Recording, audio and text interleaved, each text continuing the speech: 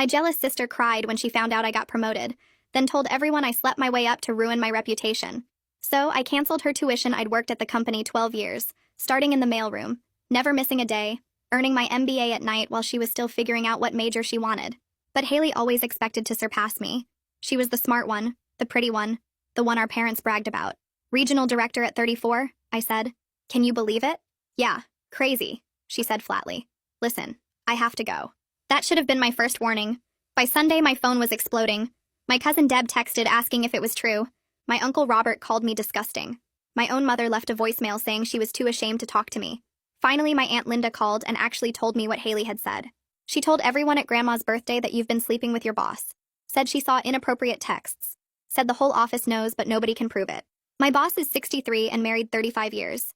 I've met his wife dozens of times. But Haley knew exactly what she was doing. Our family loved drama more than truth. I drove straight to my parents' house. The whole extended family was still there. Leftover cake on the table. Everyone stopping mid-conversation when I walked in. There she is, my cousin Tony said. The career woman. He said it like an insult. Haley was sitting on the couch, dabbing her eyes with a tissue. Performance tears. She'd been doing them since we were kids. How could you? My mother said. We raised you better than this. Better than what? Working hard? Getting promoted? Haley saw the texts, my father said. What texts? I looked at Haley. Show them these texts. She clutched her phone. I deleted them. They were too disgusting. I couldn't look at them anymore. Of course she did. My Aunt Nancy shook her head. Using your body for success. What would your grandmother think? My grandmother who died 10 years ago. Who worked as a secretary her whole life dealing with worse than anything I'd ever faced. This is insane, I said. I got promoted because I brought in $8 million in new contracts last quarter. Because I restructured the entire Midwest division. Haley let out a bitter laugh. Right. The Midwest division. Is that what you're calling him now? You're just jealous, I said. Jealous? She stood up, voice getting louder. Of what? Being the office whore? Of having everyone know how you really got ahead? You're 28 and still in school, I said. Still living at home. Still having mom do your laundry. At least I have integrity, she shot back. At least when I succeed, it'll be real. The room murmured agreement. My family, taking her side without a single piece of evidence. Without asking for my story. Without wondering why Haley would even have access to my supposed inappropriate texts. I looked at each of their faces. These people who claimed to love me. Who were so ready to believe the worst. You know what? Believe whatever you want. I turned to leave. Running away?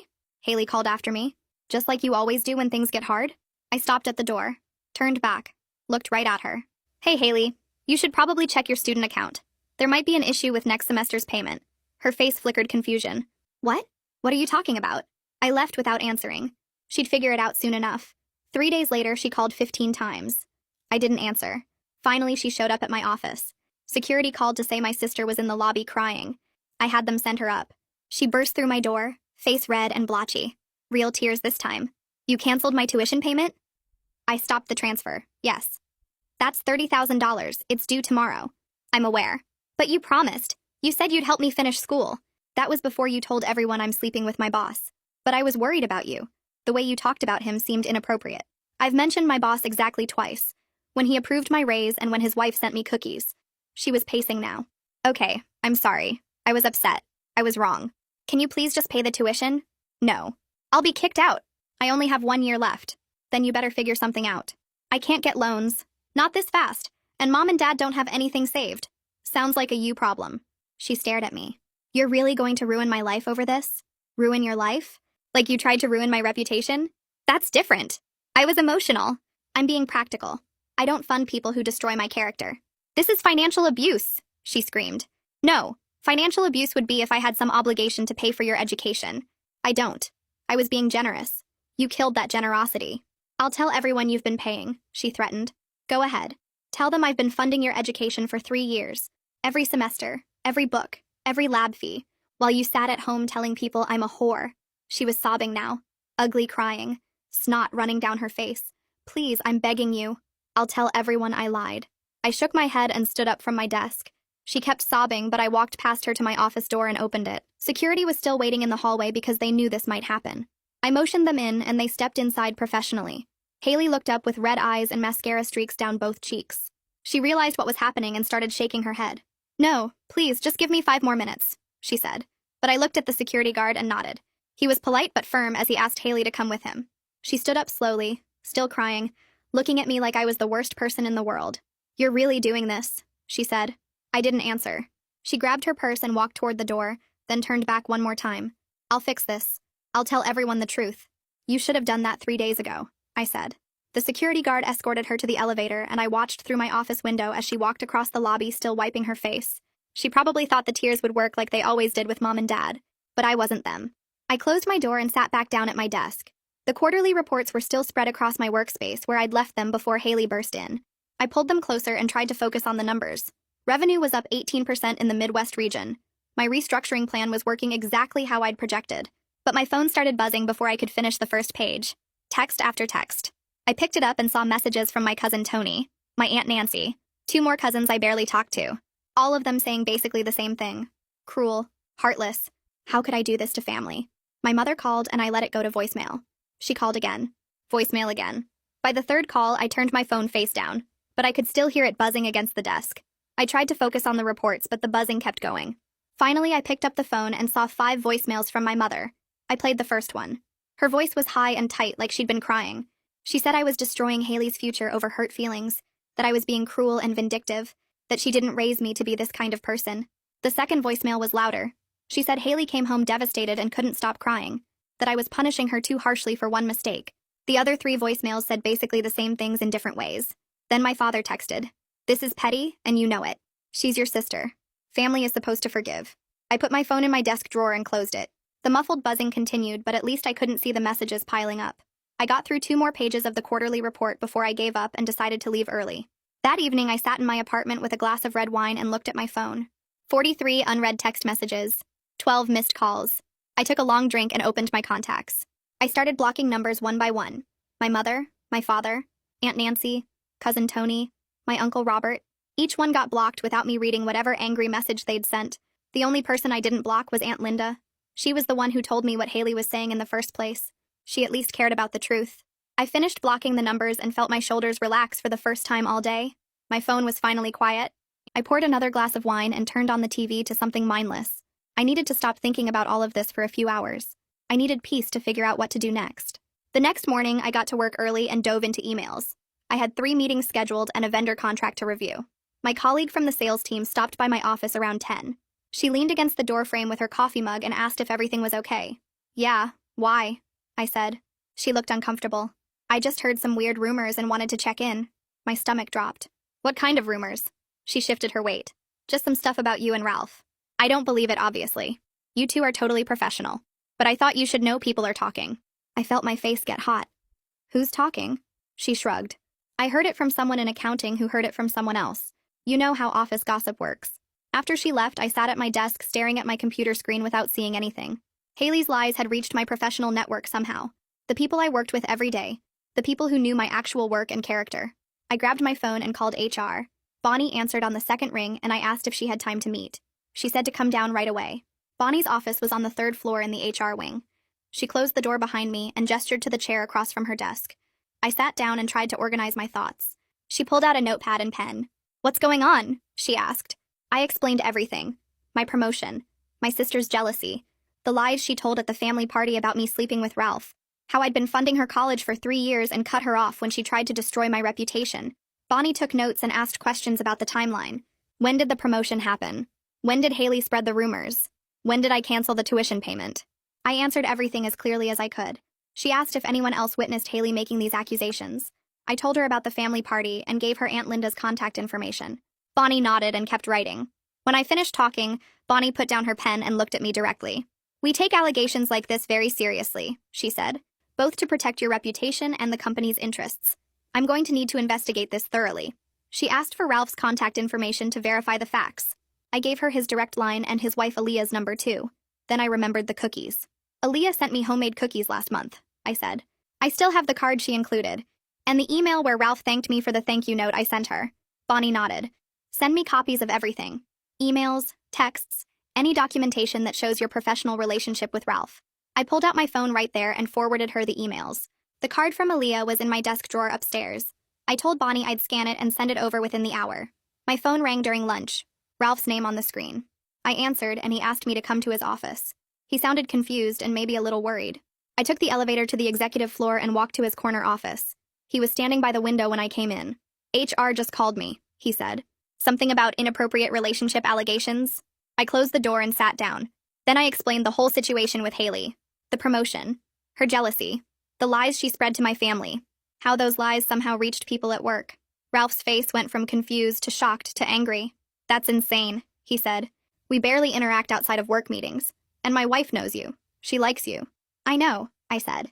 That's why I gave Bonnie her contact info. And the emails about the cookies. Ralph shook his head. I can't believe anyone would think this is true. You've worked here 12 years.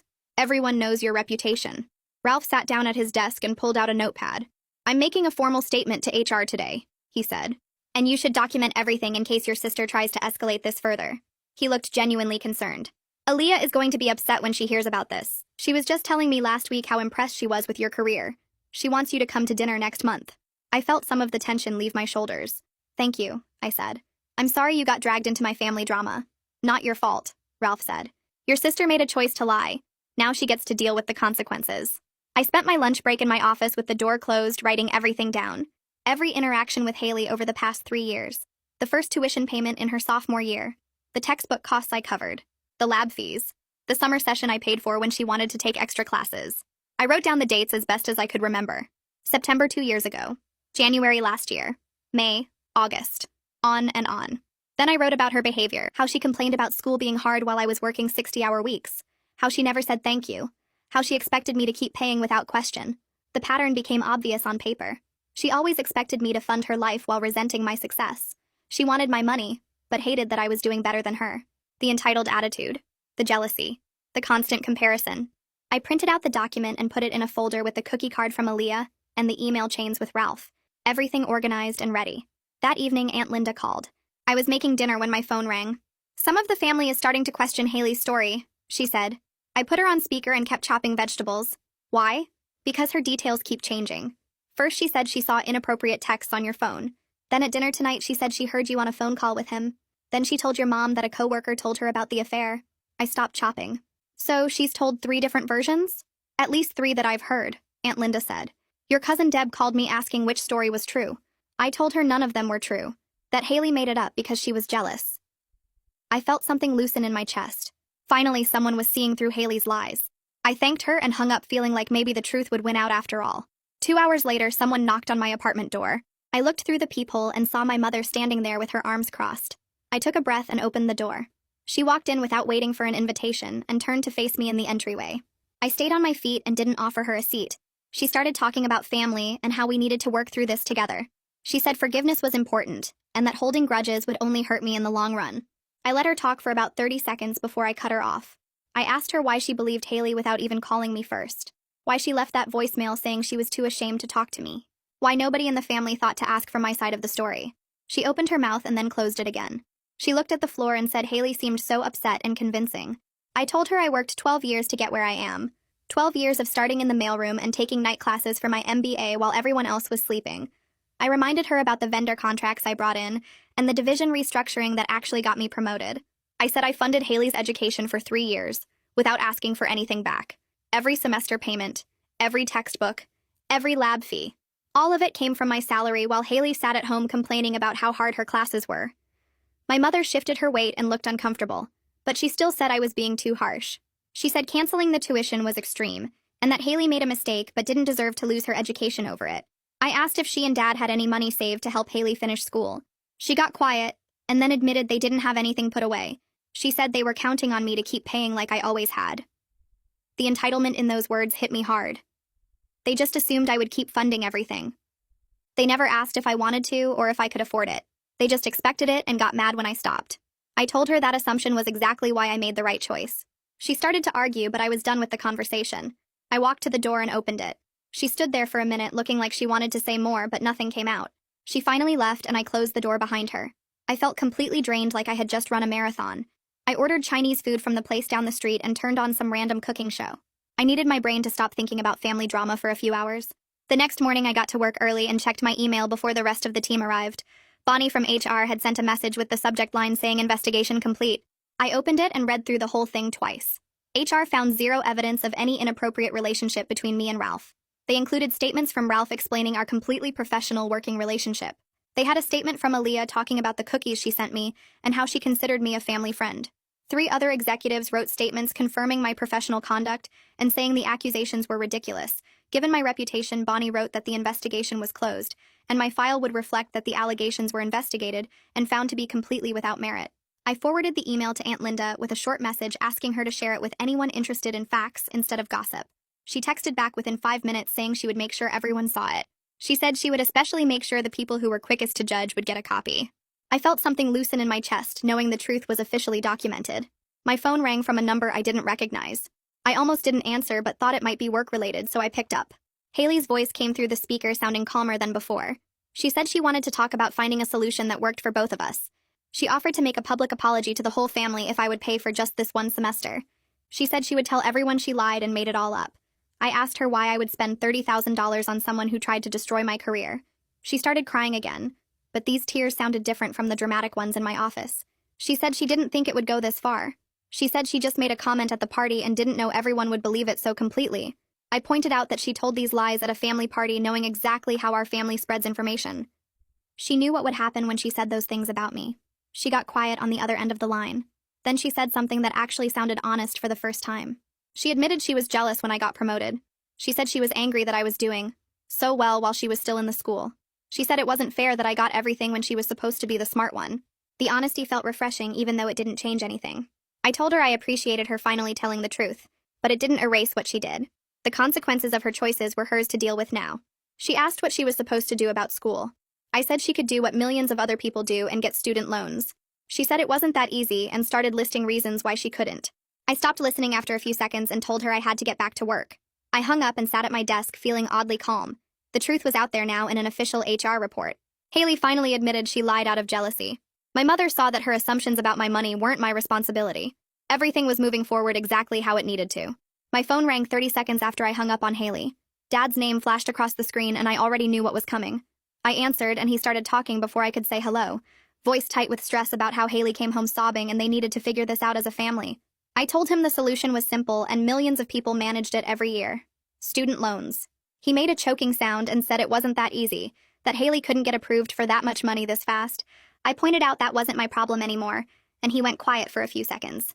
Then he tried a different approach, suggesting maybe I could do smaller payments monthly, instead of one big semester amount, like a payment plan that would be easier on my budget.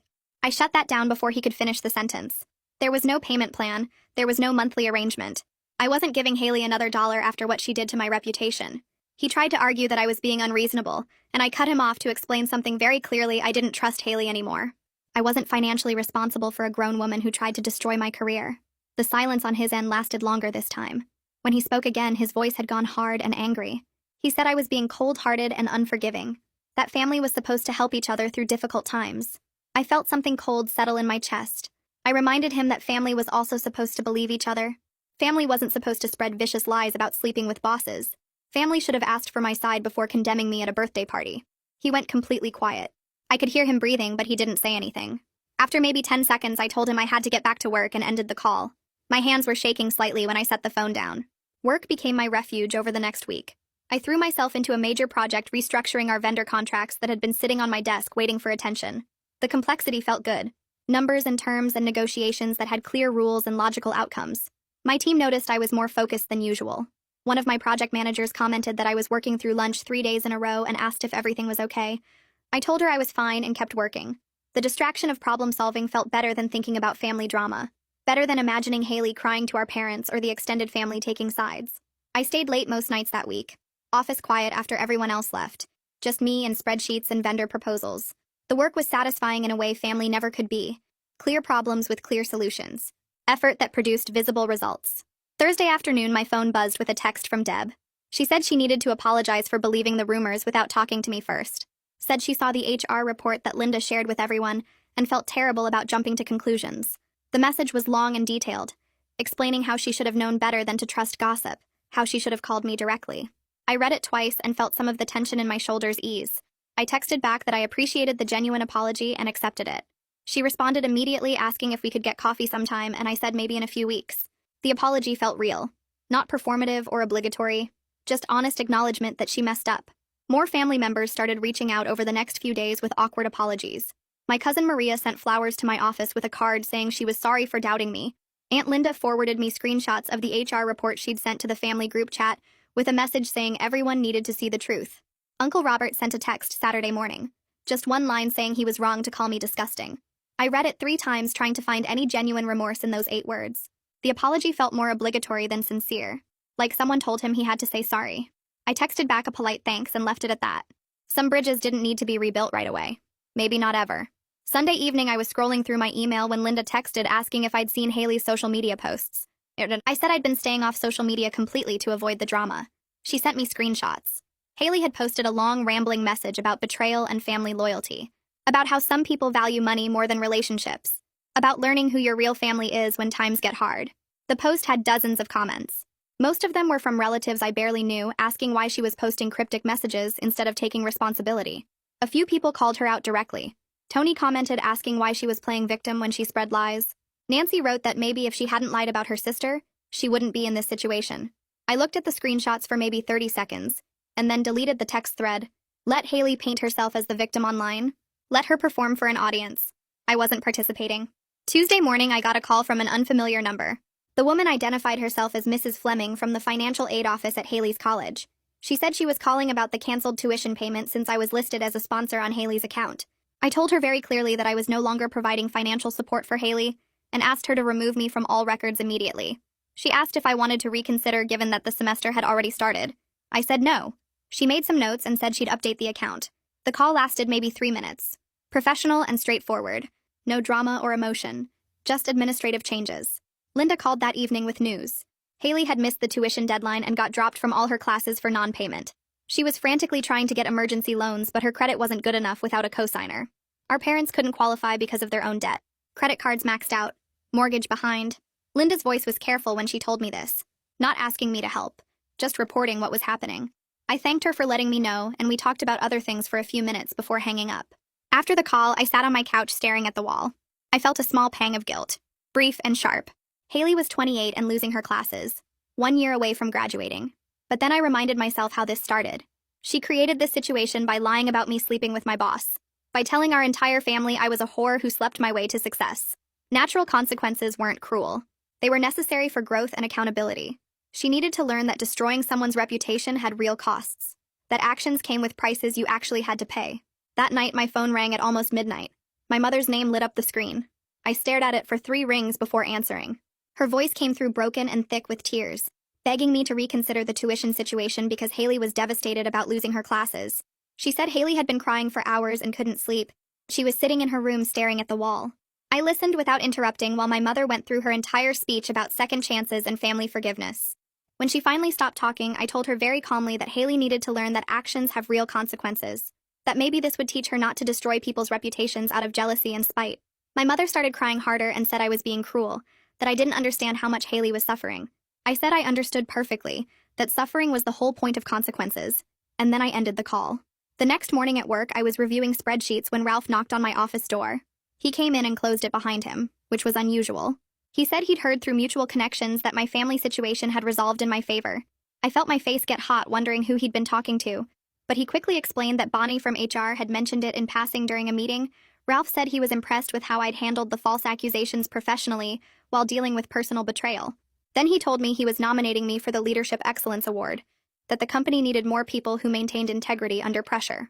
The validation from my boss felt better than any family apology could have because it was based on my actual work and character, not blood obligation or guilt. I thanked him genuinely and said I appreciated his support more than he knew. He nodded and left, and I got back to the vendor analysis feeling more confident in my professional identity than I had in weeks. The work felt good, focusing on problems I could actually solve with logic and data instead of family drama that made no sense. 2 weeks passed with relative quiet. I threw myself into projects and avoided thinking about Haley or my parents. Then on a Tuesday afternoon, my desk phone rang. Security downstairs said my sister was in the lobby and wanted to come up. I told them to send her away, that I didn't want to see her. The guard said he'd tell her but called back 5 minutes later sounding stressed. He said Haley was refusing to leave and making a scene, yelling and crying in the lobby. I told him to call the police if she wouldn't leave peacefully. The report said she'd been screaming that I ruined her life, and she was going to make sure everyone knew what kind of person I really am. She'd tried to push past the security desk to get to the elevators. When the guard blocked her path, she'd started throwing things from the waiting area, magazines and brochures flying everywhere. The police had to physically guide her out while she was still yelling threats. I saved the report in my documentation file in case she escalated further, and I needed evidence of her behavior. My father left an angry voicemail that afternoon saying I'd had Haley arrested, which wasn't true at all. She got herself escorted out for trespassing and causing a disturbance after I told security not to let her up. I listened to his entire message without calling him back because there was no point arguing with someone who wouldn't listen to facts. He'd already decided I was the villain in this situation. That evening, Aunt Linda texted saying the family was splitting into camps. Some people were supporting me for setting boundaries, while others thought I was being too harsh and should help Haley anyway. I texted back that I was okay with people picking sides because it showed me who actually cared about truth and accountability versus who just wanted peace at any cost. Linda sent back a thumbs up and said she respected my position. The monthly company meeting happened on Friday. Ralph stood at the front of the conference room and announced several nominations for the Leadership Excellence Award. When he said my name, my team started clapping enthusiastically. Several colleagues came up to me afterward and congratulated me. 3 different people mentioned they'd heard rumors weeks ago but never believed them because they knew my character and work ethic. One guy from accounting said he'd actually laughed when someone tried to tell him I was sleeping with Ralph because anyone who'd worked with me for more than 5 minutes knew I earned everything through pure competence. Walking back to my office after the meeting, I realized something important. My professional reputation had survived because I'd built it on 12 years of consistent excellence and integrity. Haley's lies couldn't stick because everyone who actually worked with me knew the truth about who I was. The people who mattered, the people who saw me every day, they never doubted me for a second. That weekend, I got a long email from Haley. She wrote several paragraphs detailing how she'd been forced to take a semester off and was now working retail to save money for tuition. She described her disappointment and shame in detail, talking about how embarrassing it was to work a cash register when she was supposed to be graduating soon.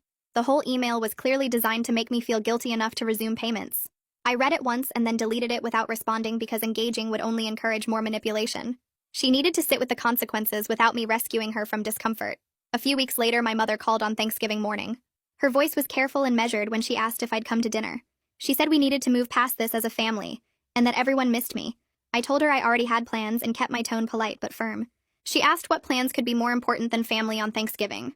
I said I was volunteering at a community kitchen downtown and spending the holiday helping people who actually needed support. The silence on the other end lasted several seconds before she said she hoped I'd reconsider. I thanked her for the invitation and ended the call. Then I got dressed and drove to the community center where I'd signed up to serve meals. The parking lot was already full when I arrived. Inside the main hall, volunteers were setting up tables and heating trays of food. I checked in at the volunteer coordinator's desk and got assigned to the serving line. Someone touched my elbow and I turned to find Aunt Linda standing there in jeans and a sweater. She smiled and said she figured I'd be here instead of at the family dinner. We worked side by side for the next 4 hours, serving turkey and mashed potatoes to families who lined up with paper plates. During a quiet moment, Linda mentioned she'd always noticed how my parents favored Haley. She said they expected me to compensate for their lack of savings, and that wasn't fair to anyone. I asked why she never said anything before. She admitted she didn't want to cause problems, but watching what happened with the tuition made her realize staying quiet was its own kind of problem. We talked honestly while refilling serving trays and wiping down tables. She said my parents put too much pressure on me to be the responsible one while letting Haley avoid consequences. I felt something shift inside me hearing someone from the family actually acknowledge the pattern I'd lived with for years. The holiday apart from my immediate family felt different from I expected. Not lonely or sad, but actually freeing in a way that surprised me. I realized I'd been carrying the weight of their expectations and dysfunction for so long that I forgot what it felt like to just exist without that pressure. Setting boundaries wasn't cruel like my mother claimed. It was necessary for my own mental health and future.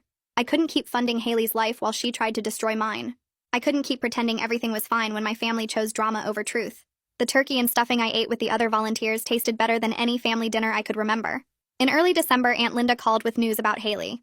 She said Haley got approved for student loans after finding a co-signer through her college's financial aid program. The loans would cover spring semester and her final year. Linda mentioned Haley would be able to return to the school in January, but she'd graduate with significant debt now. I felt my shoulders relax hearing that Haley found a solution without my help. It proved she was capable of handling her own responsibilities when she had no other choice. The debt would be a lasting reminder that actions have financial consequences just like in the real world. Maybe having to pay back those loans herself would teach her something about the value of money and relationships. Maybe she'd think twice before lying about someone who'd been supporting her. My father sent a brief text a few days later. It said Haley was going back to the school and they hoped I was happy with the outcome. I read it twice and then put my phone down without responding. There was nothing to say because I wasn't happy or unhappy about Haley's situation. I was just no longer responsible for it. She made her choices and now she'd live with them. I made my choices and I'd live with mine. The difference was I could sleep at night knowing I'd done nothing wrong.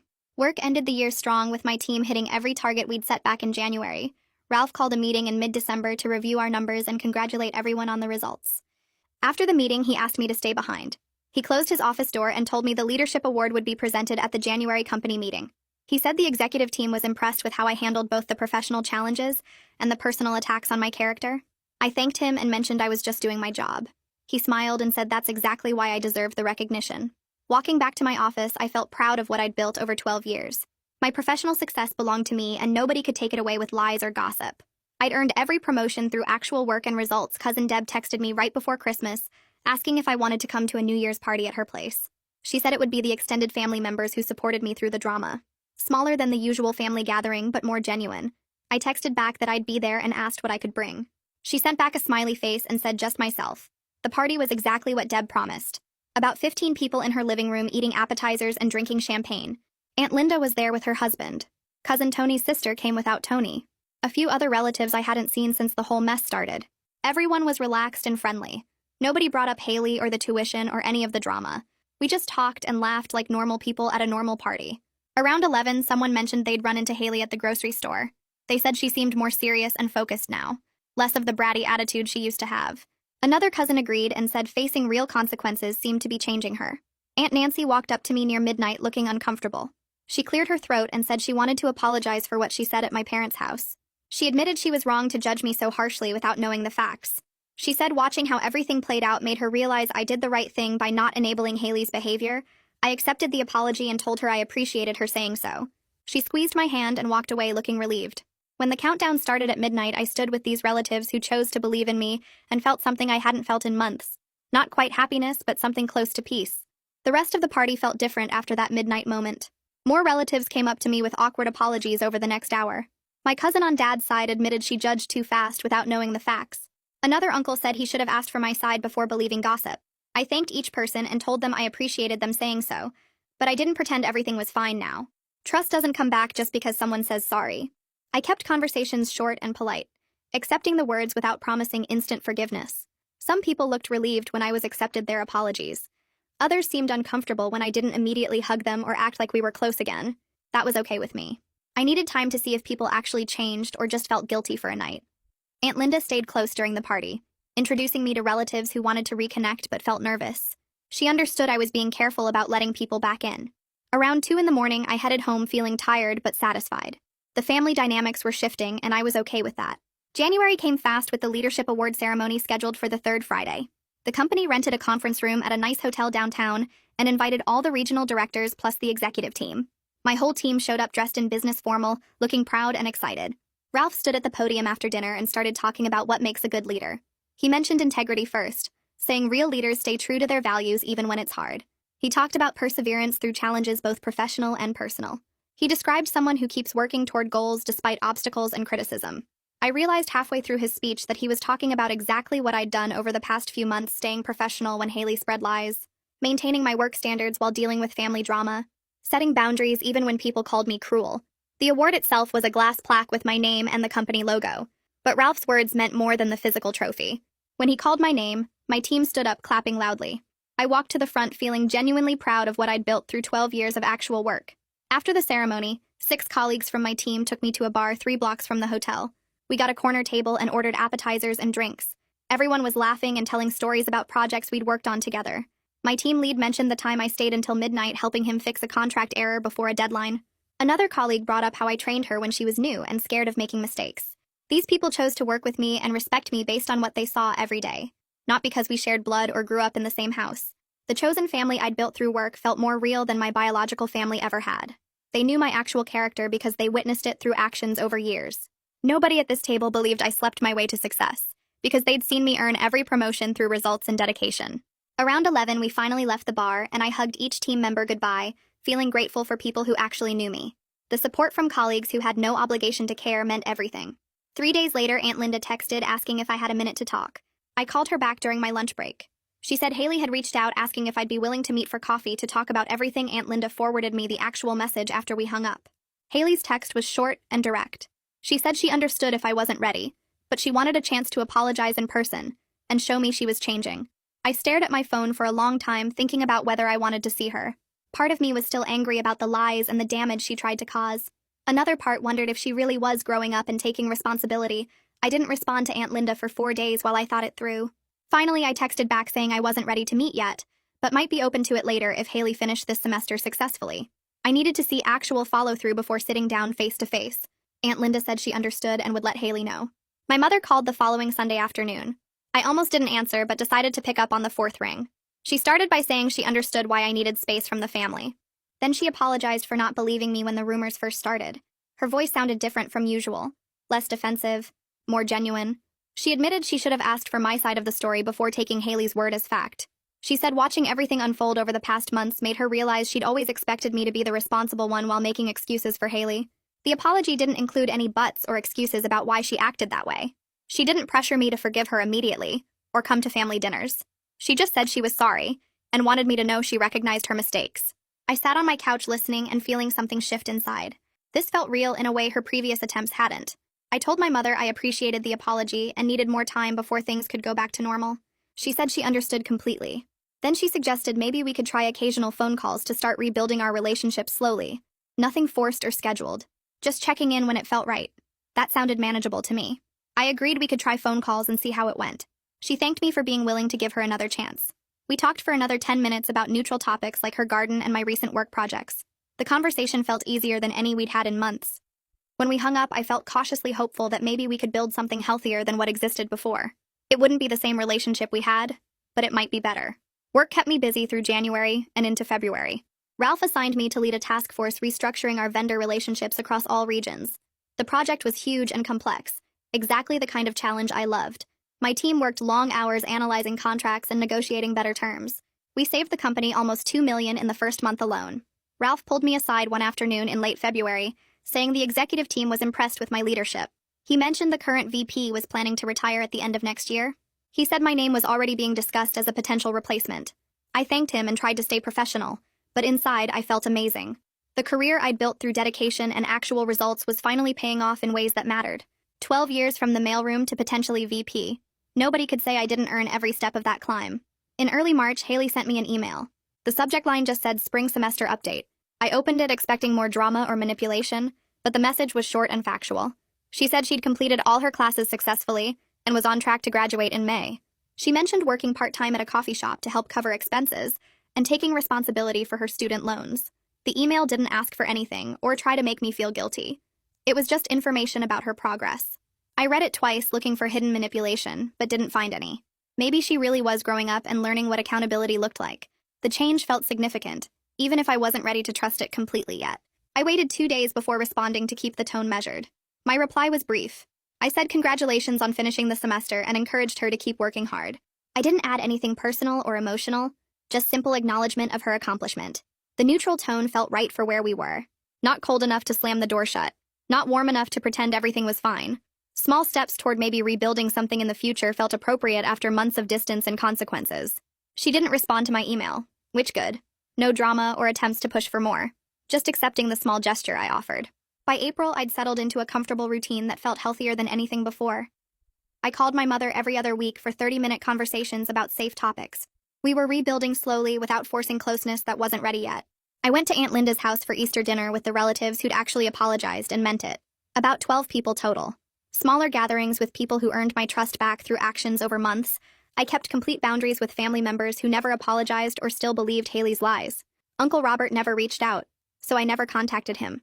Cousin Tony's wife apologized, but Tony himself stayed silent, so I stayed distant from both of them.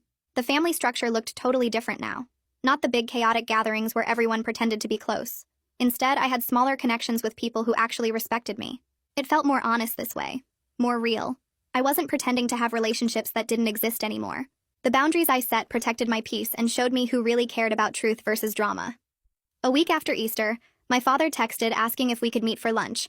I stared at the message for 10 minutes before responding that I'd meet him at a diner downtown on Saturday at noon.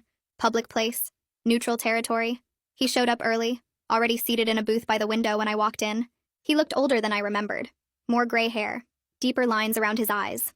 We ordered coffee and sat in awkward silence until the server left. Then he started talking. He said he and my mother failed both me and Haley in different ways. They taught Haley she could get away with anything because she was the baby. They taught me I had to be perfect and self-sufficient because I was the responsible one. He admitted they took my support for granted, expected me to keep achieving without recognition while praising Haley for basic accomplishments. He said watching me cut Haley off forced him to see the pattern they'd created. One daughter who felt entitled to everything. Another daughter who gave everything and got nothing back. The apology felt real this time. No excuses. No asking me to forgive Haley or resume payments. Just owning his mistakes as a parent. I told him I appreciated the honesty, but rebuilding trust would take time. He nodded and suggested we start with monthly lunches, where we could talk honestly without the rest of the family involved. I agreed to that. Small steps felt manageable. Before we left, he said something that stuck with me. He said he was proud of my success and wished he'd said that more often instead of just expecting me to keep climbing without acknowledgement. The conversation was difficult but productive. We both knew the relationship would never be what it was before, but maybe it could become something more honest. By mid-May, Aunt Linda called with news about Haley. She'd graduated with her degree and already landed a job in her field. Not a great job. Entry level with okay pay. But she was supporting herself financially for the first time in her adult life. Linda said Haley seemed different. More serious. More focused. She'd learned what it meant to work for something instead of expecting handouts. The experience of facing real consequences appeared to have changed her in ways that years of enabling never could. Linda mentioned Haley was paying her student loans on time and living in a small apartment with 2 roommates. Building an actual adult life. I felt something shift hearing that news. Not forgiveness exactly. Not trust. But maybe the beginning of respect for the person she was becoming. Linda invited me to Haley's graduation ceremony. I almost said no, but something made me agree to go. I drove to the college on graduation day and sat in the back row of the auditorium. Hundreds of students in caps and gowns, proud families taking photos. I watched my parents in the 3rd row, my mother dabbing her eyes with tissue. When they called Haley's name, she walked across the stage with her head high. She'd earned this through her own effort and her own debt. Not my money, not my support. Her accomplishment. As she walked back to her seat, she scanned the crowd, and our eyes met for just a second. She gave me a small nod. Not dramatic, not apologetic. Just acknowledgement. I nodded back. In that moment, I realized we might eventually build something healthier than what we had before. An adult relationship based on mutual respect and accountability, instead of her entitlement and my enabling. The family dynamics would never be what they were. Too much damage. Too many lies. But they were more honest now. I'd built a life where my worth wasn't dependent on their approval or their drama. I had my career, my boundaries, my peace. And maybe someday I'd have a real relationship with my sister, but only if she kept earning it.